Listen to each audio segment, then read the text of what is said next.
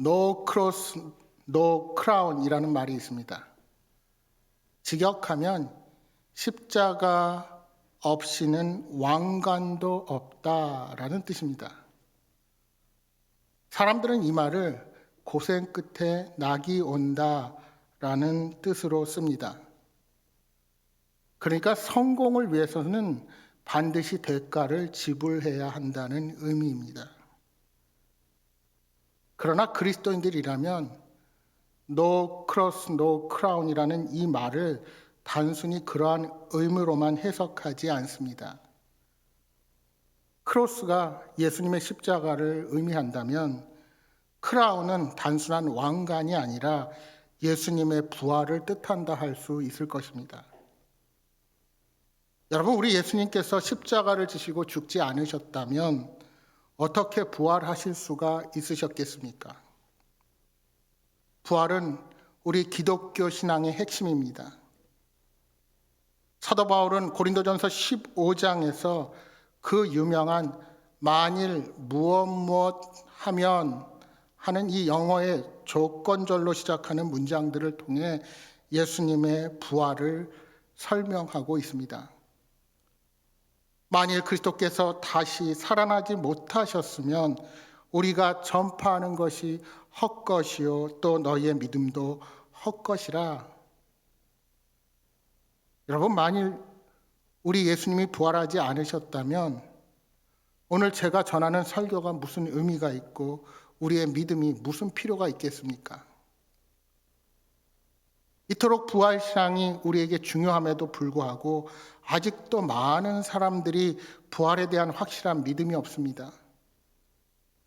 불행하게도 오늘날 많은 사람들이 과연 부활이 가능한가 하는 질문으로부터 시작해서 성경의 기록이 사실이냐 아니냐 하는 아주 기본적인 질문에 머물러 있습니다. 그러나 인류 역사상 가장 중요한 사건은 바로 예수님께서 죽음을 이기시고 부활하신 사건입니다. 예수님의 부활을 통해서 인간이 가장 두려워하는 죽음이 비로소 힘을 잃었습니다. 예수님의 부활로 인하여 완전히 새로운 세상이 열리게 된 것입니다. 예수님의 처형 이후 안식 후 첫날 새벽에 예수님의 시신을 보러 무덤을 찾아간 막달라 마리아와 다른 마리아는 무덤이 열려 있는 것을 보게 됩니다. 예수님께서 시체로 누워 있을 것이라고 생각했던 여인들의 기대와는 달리 예수님은 이미 부활하셨던 것입니다. 그리고 거기에 무덤을 지키고 있는 천사들을 만나게 됩니다. 그 천사들은 여인들에게 이런 말을 전해줍니다. 너희는 무서워 말라. 십자가에 못 박히신 예수를 너희가 찾는 줄을 내가 아노라. 그가 여기 계시지 않고 그가 말씀하시던 대로 살아나셨느니라. 와서 그의 누우셨던 곳을 보라. 또 빨리 가서 그의 제자들에게 이르되 그가 죽은 자 가운데서 살아나셨고 너희보다 먼저 갈릴리로 가시나니 거기서 너희가 배우리라 하라. 여인들은 이 놀라운 소식을 제자들에게 알려주기 위해 달려가던 중에 이번에는 부활하신 주님을 친히 뵙게 됩니다. 반가움에 겨워 주님의 발을 붙잡고 경배를 드리는 여인들에게 예수님께서 이렇게 말씀하십니다. 가서 내 형제들에게 갈릴리로 가라 하라. 거기서 나를 보리라. 부활의 주님께서 자신을 찾아온 여인들에게 무엇라도 하실 말씀이 많으실 텐데 평안하냐 하는 문안 외에는 제자들에게 갈릴리로 가라 하는 말씀만을 전하십니다. 왜 제자들을 갈릴리로 가라 하시는 겁니까? 부활 후에 다시 만난 여인들에게 하실 말씀이 그것밖에는 없으셨을까요? 여인들이 먼저 만난 천사도 그리고 예수님도 동일하게 갈릴리로 가서 제자들을 기다리겠다는 메시지를 전하라 말씀하십니다. 우리 주님은 부활하신 제자들을 만나기 원하셨습니다. 그런데 그 만남의 장소가 갈릴리라 말씀하십니다. 이처럼 부활하신 주님께서 제자들을 갈릴리로 부르신 데는 깊은 뜻이 있으셨습니다. 제자들에게 처음으로 돌아가자고 말씀하시는 것입니다.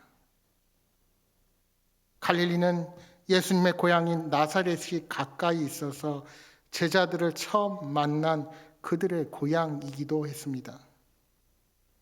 예수님께서 복음 사역을 시작한 것도 갈릴리 지역이었습니다. 회개하라 천국이 가까웠느니라 외치시며 공생애를 시작한 곳이 바로 이 갈릴리 지역이었던 것입니다. 제자들을 불러 훈련시키시고 온 회당을 두루 다니시며 복음을 가르치시고 기적을 행하시기 시작한 것도 모두 갈릴리 지역이었습니다. 예수님의 공생애 가운데 절기를 지키기 위해 예루살렘에 올라가신 것 외에는 대부분의 많은 시간을 이 갈릴리 지역에서 보내셨습니다. 그곳은 예수님뿐만 아니라 제자들에게도 출발의 장소이고 믿음의 원점이었습니다. 그들이 처음 부르심을 받은 것도 이 갈릴리였습니다. 처음으로 주님을 만나서 제자의 삶을 시작했을 때 그들에게는 꿈이 있었습니다. 그때 그들은 주님께서 자신들을 불러주셨다는 사실에 감격했습니다. 그래서 청춘과 일생을 바쳐 주님을 섬기리라고 다짐도 했습니다. 그런데 3년이 지난 지금 그들은 어떻게 변해 있습니까? 십자가 사건으로 말미암아 그들의 꿈은 산산이 무너져 버렸습니다. 주님을 위해 목숨을 바치겠다는 열정은 식어버렸고 마음속에는 두려움과 공포만이 가득한 나약한 패배자가 되고 말았습니다. 베드로를 비롯하여 제자들은 우리가 주와 함께 죽을지언정 주를 버리지 않겠다고 다짐했지만 어느새 그들은 배신자의 신세로 전락하고 말았습니다. 그러한 자신의 모습은 그들 스스로가 너무나도 잘 알고 있었습니다. 그들은 지금 실패한 사람들이요 스승을 배신한 사람이었고 꿈과 희망을 잃어버린 자였습니다. 바로 그런 그들에게 주님은 갈릴리에서 다시 만나자고 말씀하신 것입니다. 무슨 뜻입니까? 다시 한번 시작해보자. 다시 처음으로 돌아가서 새롭게 출발해 보자는 겁니다.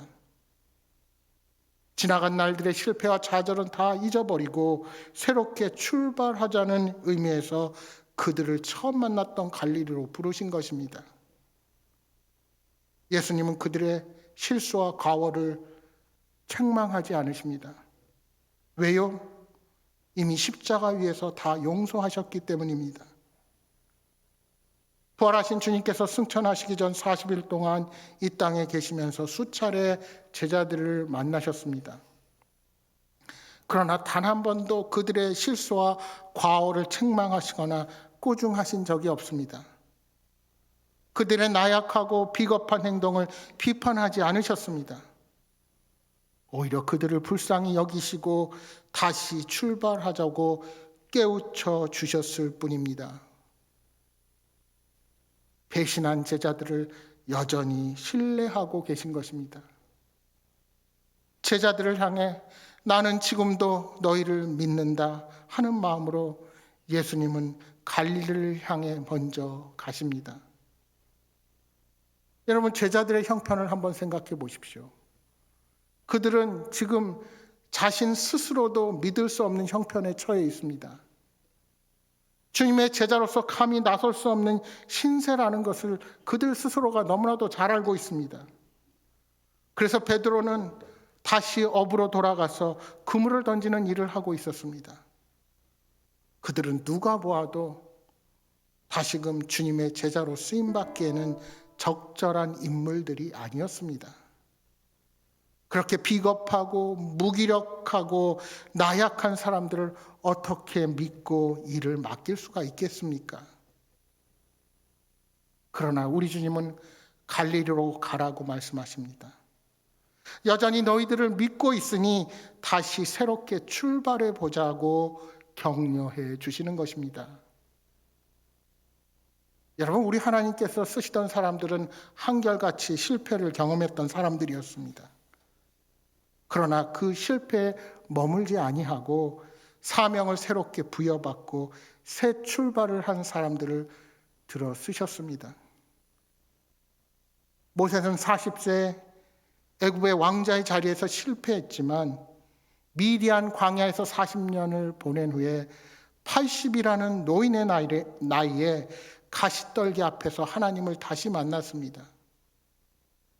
요나는 하나님께서 주신 사명을 저버리고 다시스로 도망했지만 결국은 회개하고 니느웨로 가서 죽어가는 백성들에게 회개를 외쳤습니다. 따라서 여러분, 이 주님의 말씀은 예수님의 부활을 경험하는 오늘 우리들에게도 주시는 명령입니다. 부활하신 주님께서 저와 여러분을 갈릴리로 부르십니다. 처음 주님을 만났을 때 감격과 결심을 가지고 다시 만날 것을 명령하시는 것입니다. 때로 우리도 실패의 자리에서 낙심하고 좌절했습니다. 주님을 향한 원망과 불신을 드러내기도 했습니다. 있어서는 안 되는 배신의 자리에 서기도 했습니다. 주님의 고난에 동참하기는커녕 주님의 십자가 앞에서 못질을 하는 사람의 모습으로 서 있기도 했습니다. 아무리 생각해 보아도 우리는 주님을 따르기에는 부족한 것이 너무나도 많은 자들입니다. 그러나 우리 주님은 그런 지난날의 잘못을 묻지 않으십니다. 오늘도 여전히 우리에게 신뢰를 걸고 큰 기대를 가지고 우리를 찾아오십니다. 여러분, 좌절하고 낙심하여 주저앉으셨습니까?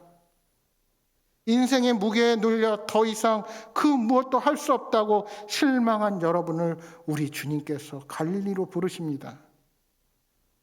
그곳에서 부활하신 주님께서 다시 만나 주시고 새 힘을 허락해 주실 것입니다. 부활하신 주님으로부터 새 생명을 덧입고 다시 일어서서 힘찬 신앙의 발걸음을 옮기는 여러분 모두가 되시기를 주님의 이름으로 축복합니다.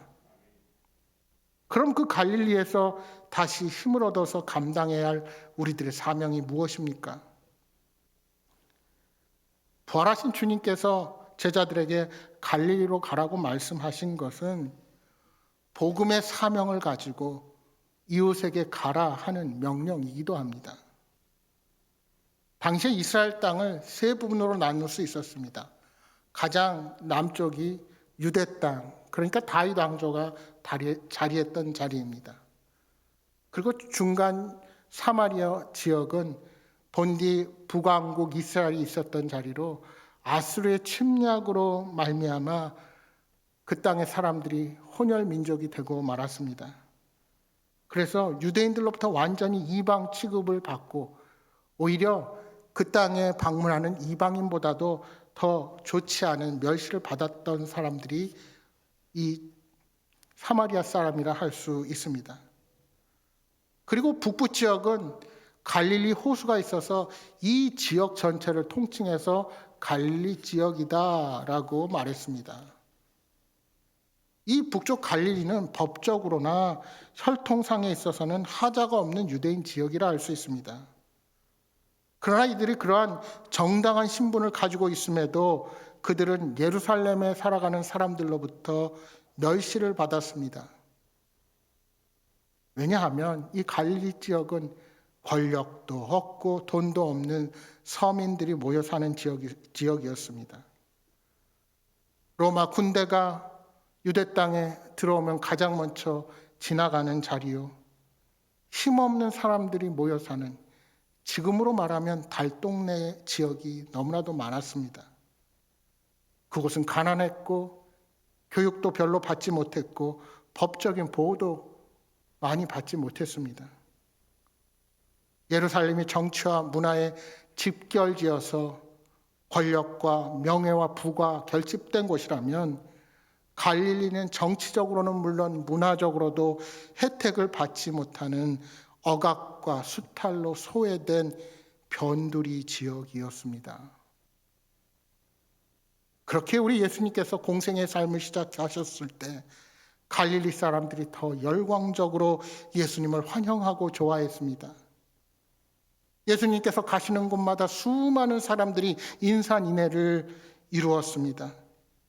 갈릴리 어디를 가나 우리 예수님께서 말씀하실 때 예수님은 사람들로부터 환대를 받은 것입니다. 이제 갈릴리 사람들은 꿈꾸고 기대했습니다. 만일 갈릴리 출신인 예수가 유대인의 왕으로 등극하면 이제 갈릴리의 시대가 도래할 것이라는 꿈이 생겼습니다. 그동안 소외되고 억압당하며 예루살렘 사람들로부터 서러움을 받아온 이들에게 예수님의 등장이 얼마나 큰 기대가 되었겠습니까? 더구나 로마의 속국이 되어서 당하는 서러움까지 함께하여서 한이 가슴속에 맺혀 있는 이들에게 갈릴리의 예수님은 소망 그 자체였습니다. 예수님은 갈릴리 사람들의 희망이며 미래가 되었습니다. 그러한 예수님이 왕이 되실 수 있는 절호의 기회를 다 포기하시고 어이없게 십자가에 못 박혀 돌아가셨습니다. 예수님이 십자가의 죄인으로 처형되었다는 소문을 들은 갈릴리 사람들은 가슴이 무너져 내리고 말았습니다. 그들은 철저히 절망했고 철저히 좌절했습니다. 마치 진리가 거짓에 패배당한 것과 같은 마음이 들었을 것입니다. 그런데 주님이 부활하셔서 그 갈릴리로 모이라고 말씀하십니다. 절망에 빠져 있는 사람들, 가슴 깊은 상처가 남아있는 사람들, 그들에게 부활의 새 소식으로 새롭게 힘을 주시고자 하신 것입니다. 여러분, 부활하신 주님은 십자가 죽음으로 시리에 빠진 자들을 품었던 소망이 사라져버려 좌절 가운데 넘어져 있는 자들에게 새 힘을 허락해 주십니다. 눈물 흘리며 가슴 아파하는 사람들, 가슴에 한을 안고 살아가는 사람들, 가진 것이 없어서 멸시받고 굶주림에 지쳐있는 그들을 찾아가셔서 그들의 아픔을 껴안으시고 함께 울고 싶으셨던 것입니다. 이 부활의 주님께서 여러분을 갈릴리로 부르십니다.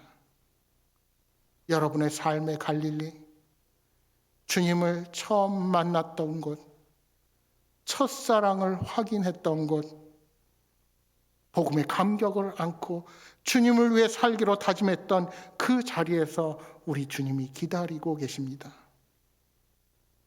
처음 가졌던 마음과 감격을 잃고 분주한 생활 가운데 영적으로 메말라가는 여러분의 심령을 두드리고 계십니다.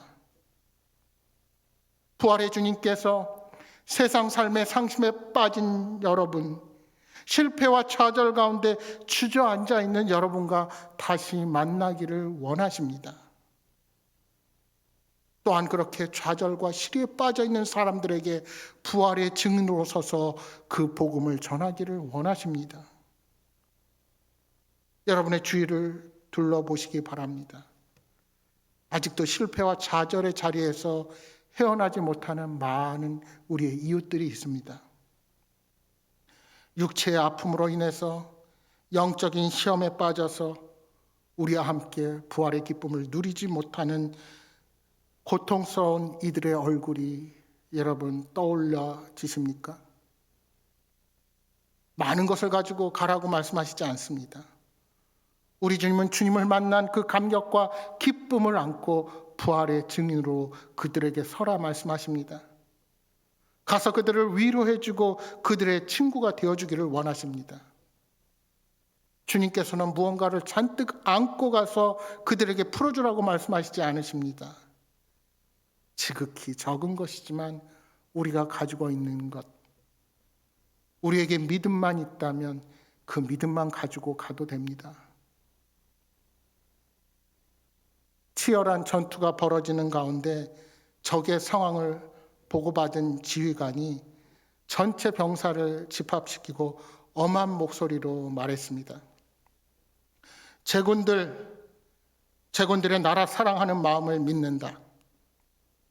지금 보고에 의하면 아군의 인원이 모두 1000명, 적군의 인원도 1000명이다.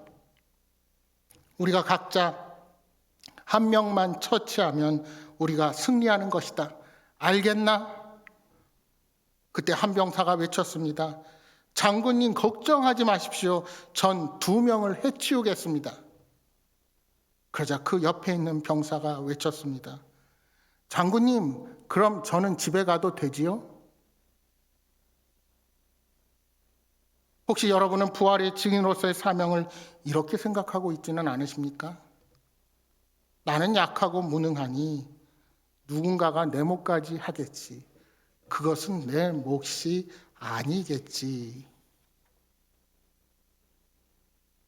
닥터 홀의 조선 회상이라는 책이 있습니다. 이 책은 셔우드 홀이라는 의사가 쓴 책으로 그의 아버지인 윌리엄 홀의 뒤를 이어서 우리 조선 땅에서 2대째 의료 선교를 했고, 특별히 일제강점기에 우리나라 결핵 환자 퇴치 기금 마련을 위한 크리스마스 시를 가장 먼저 도입해서 판매한 사람이 이 셔우드 홀입니다. 그의 아버지도 자신도 모두 부부가 의사였습니다. 2대째 부부가 의사라면 미국에서 얼마나 편하고 부유하게 살 수 있었을까요? 누구 못지않은 상류 사회의 삶을 즐겼을 것이고 부부 의사로서의 명성도 떨칠 수 있었을 것입니다.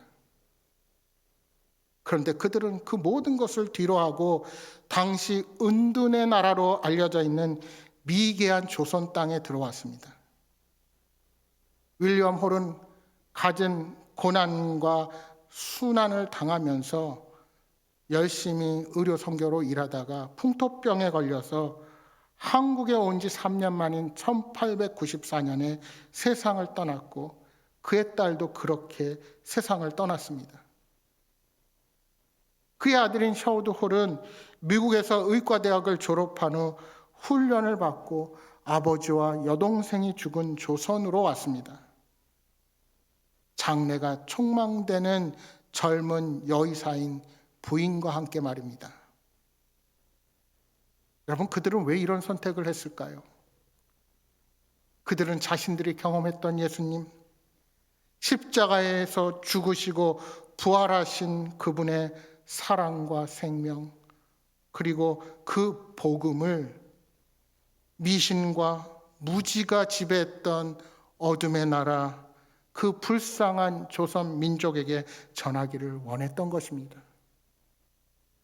그러한 사랑으로 오늘 저와 여러분이 예수 그리스도를 알게 되었고 우리가 주님의 부활의 증인이 될 수 있었던 것입니다. 따라서 우리에게도 부활하신 주님의 증인으로서의 사명이 있습니다. 부활절은 바로 이러한 사명을 확인하고 다시 한번 헌신을 다짐하는 날입니다. 다시 사신 예수님, 지금도 살아서 역사하시는 주님께서 이 땅에 다시 오시겠다는 약속을 확신한다면 그분을 전하는 것보다 더 중요한 일이 어디에 있겠습니까? 그것보다 더 가치 있는 일은 없습니다. 사랑하는 여러분, 사망 권세를 이기시고 부활하신 예수님의 놀라운 능력이 오늘도 우리와 함께 한다는 사실을 믿으시기 바랍니다. 예수님의 명령대로 복음을 전하며 순종하는 사람들에게는 언제나 하나님의 놀라운 표적이 일어나게 될 것입니다. 여러분이 좌절하고 실패한 그 자리에서 갈릴리로 가라, 거기서 나를 보리라 하신 그 주님의 음성을 듣기 바랍니다. 그 부활의 능력이 오늘 여러분과 함께 할 것입니다. 예수님의 제자들은 갈릴리에서 사명을 받았으나 모두 도망갔습니다. 그러나 부활하신 주님이 찾아오셨을 때 그곳 갈릴리에서 그들은 다시 일어설 수 있었습니다. 사랑하는 여러분, 올 초에 새롭게 결심하고 시작했지만 실패하고 좌절한 삶의 문제들이 있으십니까? 주님과의 깊은 교제를 하고 싶고 더 알아가기를 원했지만 오히려 그 주님의 능력을 의심하고 포기한 채로 살아가고 계시지는 않으십니까? 다시 갈릴리로 가십시오. 그곳에 부활하신 우리 주님이 먼저 가셔서 여러분을 기다리고 계십니다. 거기에 회개하고 다시 시작하자는 우리 주님의 사랑이 있습니다. 그 자리에서 첫사랑을 회복하고 새롭게 시작하기를 소망합니다.